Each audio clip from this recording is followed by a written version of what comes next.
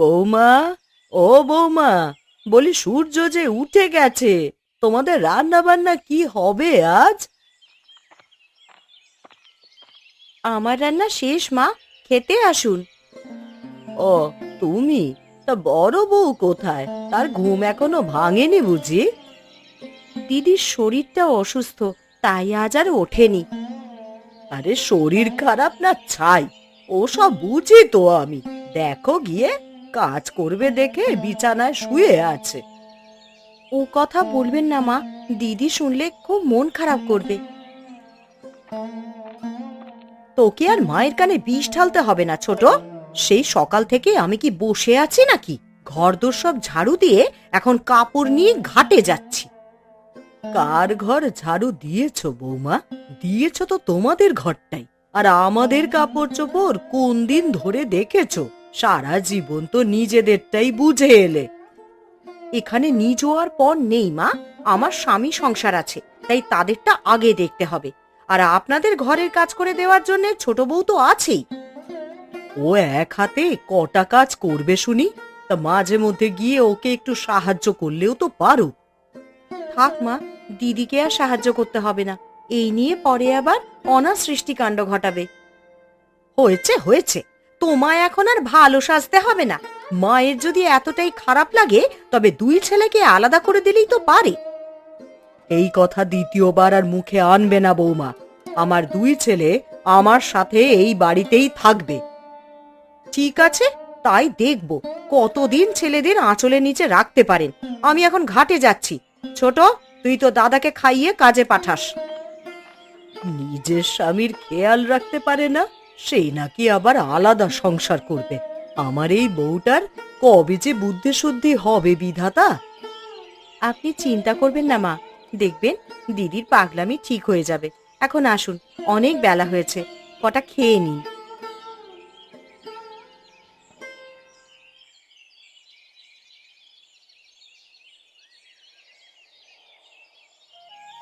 তোমাকে আর একটু মাছ দেব? না গিন্নি, আমার আর লাগবে না। ননি আর অপুকে দাও, ওরা বড় মাছ খেতে খুব ভালোবাসে। আমাকে মাছের মুড়োটা দাও মা, ওটা আমি খাবো। সে কি রে অপু, তুই তো রোজ রোজ মাছের মুড়ো খাস, আজ তুই না, আমি খাবো ওটা। নাই মুড়ো আমার, আমি খাবো।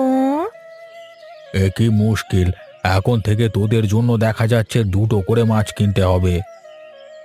দুটো কিনতে হবে না বৌমা, তুমি মুড়োটা ওদের দুজনকে ভাগ করে দাও। দিচ্ছি মা। ননি, ও ননি, এদিকে আয় তো। আমি খেতে বসেছি মা, খেয়ে নিয়েই দিচ্ছি। তোরই খাই খাই স্বভাব আর গেল না না রে। সকালটা হতে না হতেই থালা নিয়ে বসে গেছিস। এই রাবণের গোষ্ঠী নিয়ে যাবো কোথায় আমি? তোমায় কোথাও যেতে হবে না, আগে এসে খেয়ে নাও দিদি, না হলে সব যে ঠান্ডা হয়ে যাবে। হয়েছে, এইটুকুনি সময়ে আর খাবার নষ্ট হয়ে যাবে না। ও বৌদি, কাপড় দিচ্ছ যে, একটু পর বৃষ্টি আসবে, বৃষ্টিটা হয়ে গেলে দিতে। তোমায় আমায় আর শেখাতে হবে না নেপাল। কখন যে বৃষ্টি হয় আর কখন রোদ ওঠে সব আমার জানা আছে। এই দেখো, আমি বলতে না বলতেই বৃষ্টি শুরু হয়ে গেছে। সব তোমার জন্যই হয়েছে ঠাকুরপো। তুমি কেন যে বৃষ্টির কথা বলতে গেলে?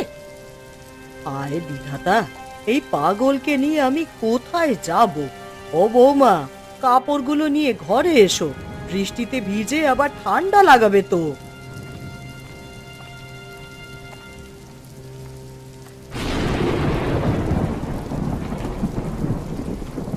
গিন্নি, আরে ও গিন্নি, আমার ছাতাটা দাও দেখি।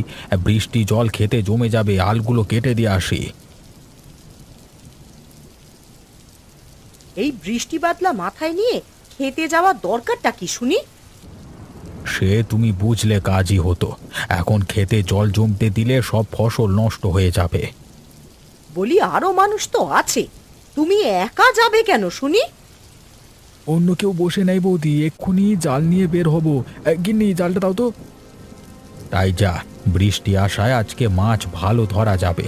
এদিকে আমি আসবার সময় ক্ষেত থেকে কটা শাকসবজি নিয়ে আসবো। তাই যাচ্ছি, দেখি নদী থেকে কটা মাছ নিয়ে আসতে পারি কিনা।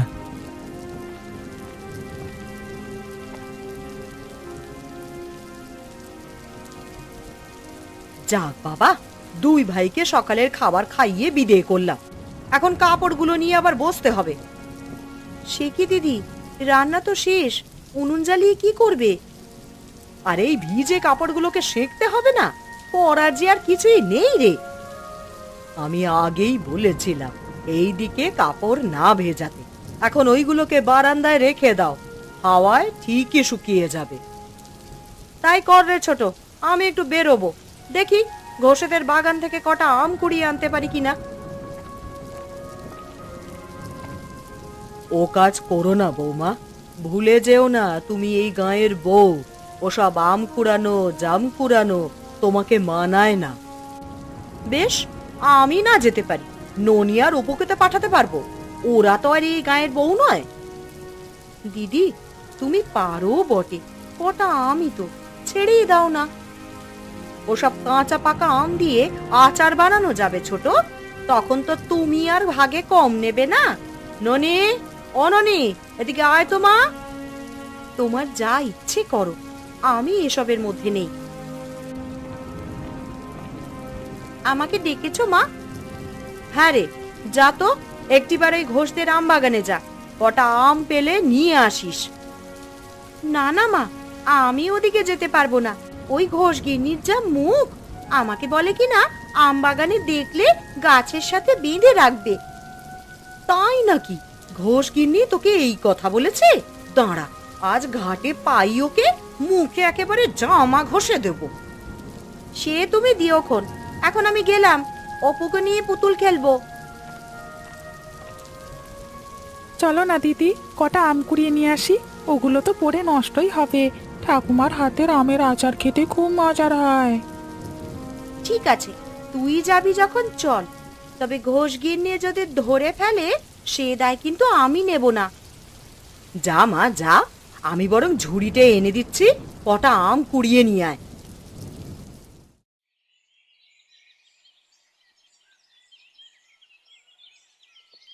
মা, ওই দেখো কতগুলো আম এনেছি। তাই তো রে, সব তো দেখছি গাছ পাকা আম। আমগুলো রাখ, দুধ ভাত দিয়ে খাওয়া যাবে। বলি, কে খাবে এই আম? এগুলো আমি কাউকে দেব না, সবগুলো দিয়ে আচার করব। এ কি বলছো কাকিমা, আমাদের তুমি আম দেবে না? তোর মা যে এসব আম ছুঁয়েও দেখে না, তাহলে এখন লোল পড়ে যাচ্ছে কেন রে? তোমার আম আমরা নেব না দিদি, ওগুলো তুমিই নিয়ে যাও।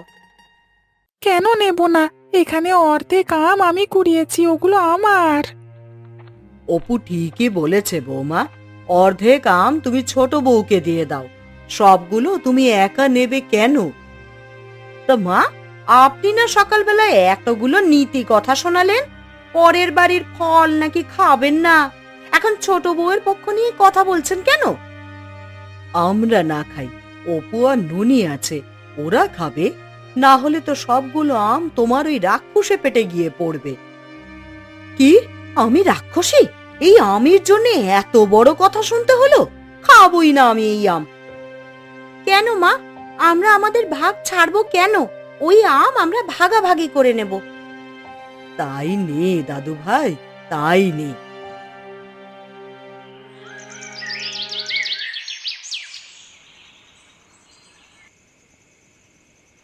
ননি, আরে ও ননি বালা, কোথায় গেলি মা? দেখ তোদের জন্য কি এনেছি। কি এনেছো বাবা? মিষ্টি বুঝি? হ্যাঁ রে, তুই না খুব মিষ্টি খেতে পছন্দ করিস, তাই গুণী ময়রার দোকান থেকে জিলিপি নিয়ে এসেছি। বাহ, এই বাদলা দিনে গরম গরম জিলাপি খেতে ভারী মজা হবে। যা যা, জিলিপিগুলো মায়ের হাতে গিয়ে দে, বল মাকে কিছু রেখে বাকিগুলো অপু আর তোকে ভাগ করে দিতে। ঠিক আছে বাবা, তাই যাচ্ছি।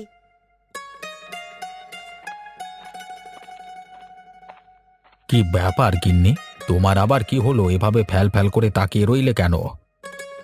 জিলাপিগুলো ওই ঘরে পাঠাতে হলো কেন? সবকিছুই কি ওদের ভাগ করে দিতে হবে? কি যে বলো গিন্নি, ও ঘরে অপু রয়েছে, ওদের ছাড়া খাবো কি করে বলো তো? ওরা ঠিকই লুকিয়ে লুকিয়ে আমাদের রেখে খায়। কি হলো বলো তো তোমার? হঠাৎ করে আজ এ কথা বলছো কেন? এক ঘরে কিছু আনলে ভাগ করে দেওয়ার রেয়াজ তো আমাদের আজকের না। বাবা বেঁচে থাকতেও আমাদের দুই ভাইকে সব কিছু ভাগ করে দিত। আমার আর ওসব ভাগাভাগি ভালো লাগে না বাপু। তুমি নিত্য এটা ওটা আনবে, তার ভাগ ছোটকে দিতে হবে। ওরা কিছু আনেও না আর আমাদের দেয়ও না। আর সকালের আমগুলোর কথাই ধরো না, আমি কথা শুনে আনালাম আর মাঝখান থেকে এসে ছোট ভাগ নিয়ে নিল। বুঝেছি, তোমার ওই ঝগড়ার চিন্তা মাথা থেকে এখনো যায়নি। কি করব বলো, নেপালের আয় একটু কম, বোঝোই তো, সেই জন্য ও কিছু আনতে পারে না। তাই বলে সংসারেও তুমি বেশি টাকা দেবে, এটা কেমন কথা? শোনো, আমাদের মেয়ে আছে একটা, কদিন পর ওর বিয়ে দিতে হবে, এটা কিন্তু তুমি ভুলে যেও না। সে নিয়ে তোমাকে মাথা ঘামাতে হবে না, ওটা আমি বুঝবো। এখন যাও তো, আমাকে কিছু খেতে দাও গিয়ে। তাই যাচ্ছি। আমার কথা তো তুমি আজ শুনবে না, এর সাজা একদিন পাবে, দেখো।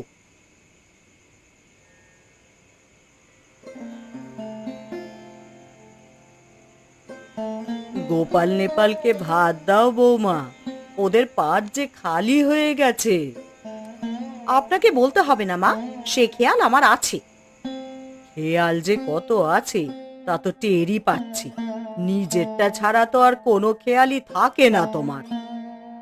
দেখলি জয়া, দেখলি মা কিভাবে অপমান করলো আমায়।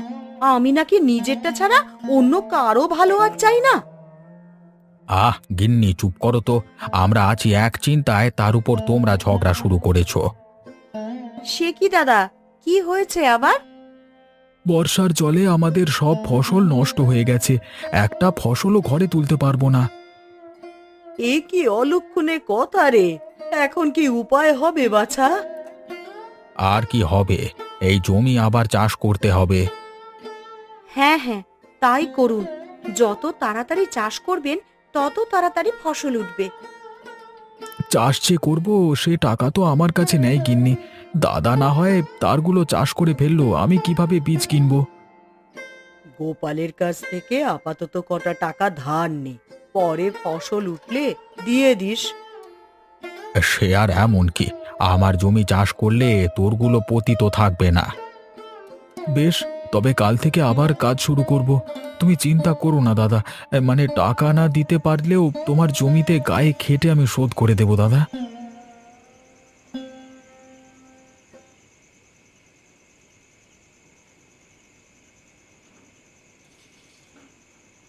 এটা কি করলে তুমি? ওরা বলতেই রাজি হয়ে গেলে? কি করলাম আবার, তোমার কথা তো আমি কিছুই বুঝতে পারছি না। বলি, নেপালকে কেন টাকা দিতে হলো তোমার? ওর ক্ষেত ওকেই চাষ করতে দাও না। ওর অবস্থা তো জানো গিন্নি, আমি ওকে সাহায্য না করলে কে করবে? কেন? ছোট বউয়ের বাপের বাড়ি তো খুব ধনী, ওখান থেকে কিছু টাকা পয়সা আনুক না। ছোট বউয়ের বাপের বাড়ি থেকে আনলে তোমার বাপের বাড়ি থেকেও তো আনতে হয়। শোনো, আমাকে ওই কথার জালে ফাঁসিয়ে কোনো লাভ নেই, আর তুমি ওকে এক টাকাও সাহায্য করবে না। ঠিক আছে, করব না। ওকে ওর মতো চাষ করতে বলবে। কেবল তাই নয়, ওকে বলো আলাদা হয়ে যেতে। আমি আর এই বাড়িতে ওদের সাথে এক পাতে থাকতে পারবো না বাপু। এর মধ্যে আলাদা হওয়ার কি আছে গিন্নি? তুমি তো জানো গোপালের বাড়ির ভাগ অপুর অসুখের সময় আমাদের কাছে বিক্রি করে দিয়েছে। আলাদা হওয়ার কথা বললে কি ওরা এই বাড়িতে থাকবে? আমি তো এটাই চাই, ওরা যত তাড়াতাড়ি বিদেয় হবে তত মঙ্গল। সংসারের বাজার খরচ থেকে শুরু করে সব কিছুতেই ওদেরকে তোমাকে সাহায্য করতে হয়। একবার আপদ বিদেয় হলে আমাদের কত টাকা বাঁচবে দেখেছো? তাই বলে ওদের চলে যেতে বলবো? বলতে হবে, না হলে একদিন আবার বাড়ির ভাগ চেয়ে বসবে। আর তোমার যা নরম মন, বলে বসলে আর না তো করতে পারবে না। বেশ, তুমি যখন বলছো আমি বলবো ওদের। কালকেই বলতে হবে, কথাটা যেন মনে থাকে।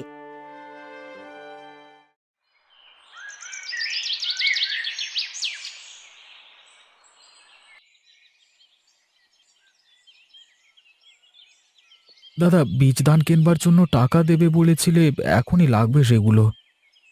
ও নেপাল, তুই এসেছিস, আমি এক্ষুনি তোকে ডেকে পাঠাতাম। কেন, কি হয়েছে দাদা? আমার হাতে এখন বেশি টাকা নেই নেপাল, তাই তোর জমিগুলো চাষ করবার জন্য আমি কিছু দিতে পারবো না রে, কিছু মনে করিস না। সে কি, এই মুহূর্তে আপনি টাকা না দিলে এই বছর যে আর চাষই করা যাবে না। দাদা, আপনি একটু চেষ্টা চরিত্র করে দেখেন না, কোনোভাবে দেওয়া যায় কিনা। আমার হাতে টাকা থাকলে তো দেব, নিজের জমিগুলো কিভাবে চাষ করব সেই চিন্তায় মরছি। দাদাকে বলে লাভ হবে না জয়া, সব বৌদির বুদ্ধি। উনি যখন দাদাকে শিখিয়েছেন, দাদা কি আর টাকা দেবে? এই তো আমার দোষ ধরে বললে। বলি 7-5 না থেকেও কি আমার দোষটা কোনোদিনই যাবে না ছোট?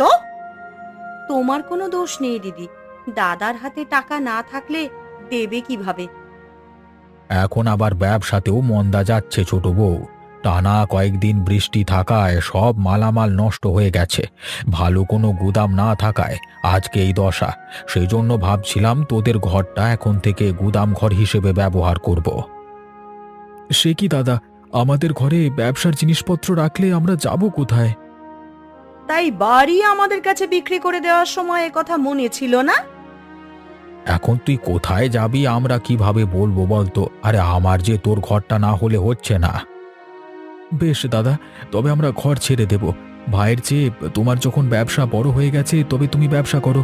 আর আজকে থেকে তোমার যে জমিগুলো আমি চাষ করতাম সেগুলো অন্য কাউকে দিয়ে দিও। আমি আর ও জমিতে যাব না। চলো গিন্নি, এক্ষুনি বাড়ি থেকে চলো। সে কি, গোপাল তোদের চলে যেতে বলেছে? হ্যাঁ মা, আমাদের ঘরটা নাকি গুদাম ঘর বানাবে। দাঁড়া, আমি ওকে ডেকে বলছি। ওর এত বড় সাহস হয় কি করে আমাকে কিছু না জিজ্ঞেস করে তোর ঘর কেড়ে নেয়? আপনাকে কিছু বলতে হবে না মা, আমরা আজই এই বাড়ি ছেড়ে চলে যাব। কিন্তু কোথায় যাবে তোমরা? এই বর্ষার দিনে কোথায় গিয়ে আশ্রয় নেবে? জানি না মা, দেখি কোথায় গিয়ে ওঠা যায়। কোনো না কোনো জায়গা তো মাথা গোঁজবার ঠাঁই হবেই হবে। দাঁড়া বাছা, দাঁড়া, তোদের কোথাও যেতে হবে না। আমি তোদের আমাদের পুরাতন বাড়িতে নিয়ে যাব। পুরাতন বাড়ি? সেটা কোথায়? ওটা জঙ্গলের ধারে। ওই বাড়িটা আমার শ্বশুর মশাই তৈরি করেছিলেন, কিন্তু নদীর ভাঙনের ফলে সেখান থেকে নেপালের বাবা এইখানে চলে আসে। নদীর ভাঙন হলে এতদিনে তো পুরো বাড়িখানি নদী গহ্বরে চলে যাওয়ার কথা। এটা কি এখনো আছে? না রে, ওই নদী আর বেশি দূর ভাঙেনি। এর আগেই বাঁধ দিয়ে নদীকে শাসন করা শুরু হয়ে গেছে। তাহলে তো ওই বাড়িতে যাওয়াই যায়। হ্যাঁ গিন্নি, চলো এই সুযোগে বের হয়ে যাই। আমাকেও তোদের সাথে নিয়ে চল বাছা, তোরা ছাড়া আমি এই বাড়িতে থাকতে পারবো না। আমাদের অবস্থা তো জানেন মা, এই মুহূর্তে আপনি আমাদের সাথে থাকলে আপনার খুব কষ্ট হবে। কিন্তু অনেক কষ্ট করে আমার এই 2 সন্তানকে বড় করেছি মা, কষ্টের ভয় আমাকে দেখিও না। তোমরা ভেবেছ কি এই বৃষ্টি বাদলার দিনে আমি তোমাদের এইভাবে ছেড়ে দেবো? বেশ, তবে চলো মা, এক্ষুনি বেরিয়ে পড়বো আমরা। তাই চল বাবা, তাই চল।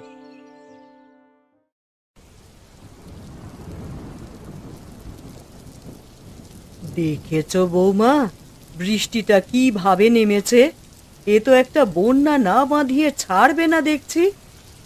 হ্যাঁ মা, ক্ষণে ক্ষণে আকাশ কালো হতে শুরু করেছে। কদিন যে এইভাবে ঝড়ে কি জানি। যাক বাবা, ভালোই ভালোই এই বাড়িতে চলে এসেছি। বন্যা হলেও এই বাড়ি ডুববে না। কিন্তু ঘরে যে খাবার দাবার নেই, বন্যা হলে কি খেয়ে থাকবো মা? ওসব নিয়ে তুমি চিন্তা করো না বৌমা, আমার হাতে কিছু জমানো টাকা আছে। নেপালকে বলো ওগুলো দিয়ে বাজার করে নিয়ে আসতে। ওগো, শুনছো? মা কি বলছেন, একটু এসে শুনে যাও। কি হলো গিন্নি, মা কি বলে? আমি টাকা বের করে দিচ্ছি, ওগুলো দিয়ে কদিনের হাট বাজার করে নিয়ে আয়। আবহাওয়ার অবস্থা খুব একটা ভালো নয়, এবার বন্যা হতে পারে। ঠিক আছে মা, আমি এক্ষুনি যাচ্ছি। তবে গিন্নি, বাজারের ব্যাগটা এনে দাও তো, এক্ষুনি বের হয়ে যাই। ঠিক আছে। যাক বাবা, অবশেষে আপদ বিদেয় হয়েছে। এখন যে কি শান্ত লাগছে বাড়িটা।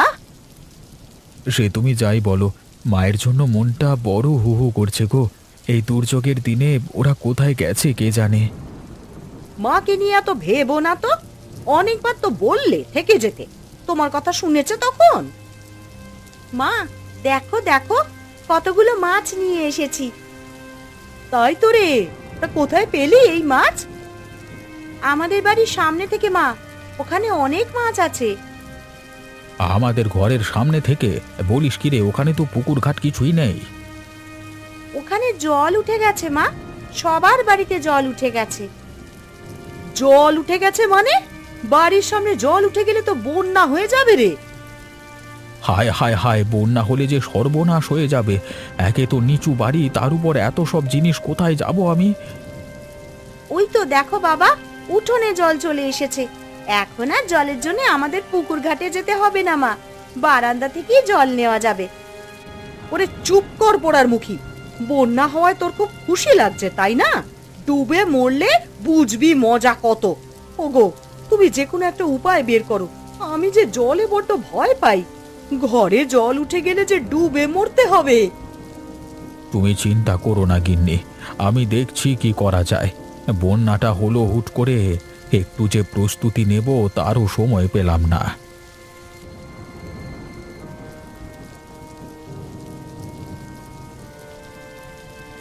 গিন্নি, গিন্নি কোথায় গেলে? এতক্ষণে এলি তুই? দাঁড়া, বৌমাকে ডেকে দিচ্ছি। বৌমা, ও বৌমা, একটু দেখে যাও তো। বাজার করতে এত সময় লাগে? আমরা সেই কখন থেকে অপেক্ষা করছি। তাড়াতাড়ি আসবার উপায় ছিল না গিন্নি, গায়ের পথঘাট জলে ডুবে গেছে, জলের মধ্যে হাঁটাই যাচ্ছিল না গো। যাক, আমাদের বাড়িটা উঁচু বলে এই যাত্রায় বেঁচে গেলাম। কিন্তু আমার গোপালের জন্য খুব চিন্তা হচ্ছে বৌমা। ওই বাড়িটা যে নিচু, এই জলে নিশ্চয়ই ডুবে গেছে।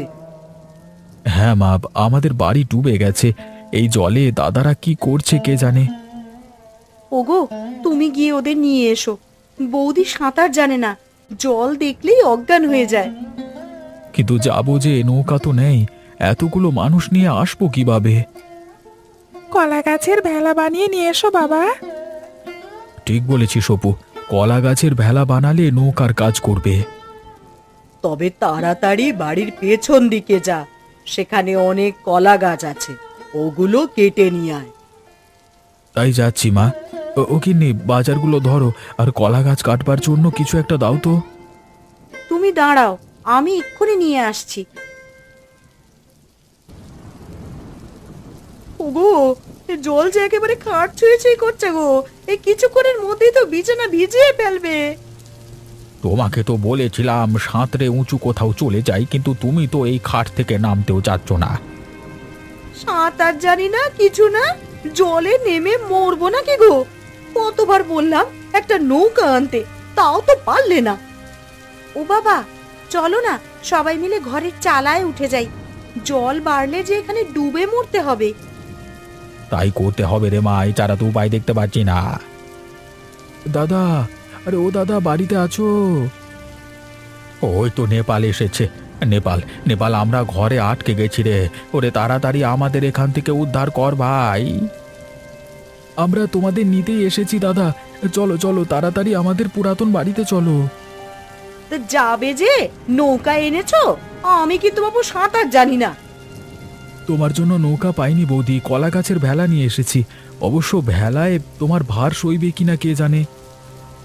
আমাদের ভেলায় উঠতে হবে না, তোর বৌদিকে তুলে আমরা সাঁতরে চলে যাব। আমার এত ওজনও হয়নি যে ভেলা নিয়ে ডুবে যাব। চল ননি, তাড়াতাড়ি জিনিসপত্র নিয়ে ভেলায় গিয়ে বস। জিনিস নিতে হবে না বৌদি। তাই যাও গিন্নি, গিয়ে ভেলায় বসো। তোমরা তাড়াতাড়ি চলে এসো কিন্তু, না হলে জিনিসপত্রের লোভে আবার ডুবে মরবে শেষে।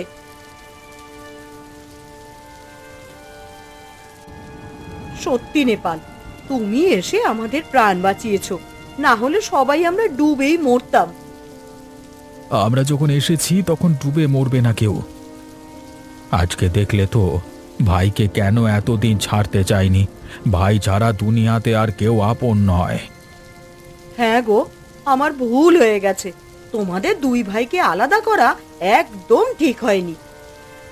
যাক, মা অবশেষে বুঝেছে আজ থেকে আর ভাগের সংসার নয়, আমরা সবাই একসাথে থাকবো।